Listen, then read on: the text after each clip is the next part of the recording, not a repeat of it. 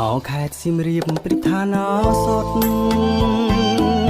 កាលធៀមប្រតិព័ន្ធការបាដំមកដល់ចិត្តសៀនមួយគេព្រួយគេងស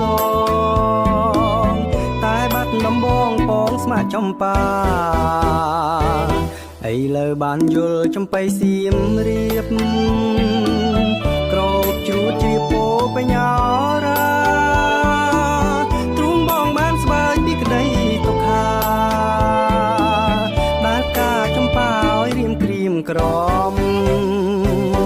រយព្រួយរយនឹងរយសែនទុនតាំង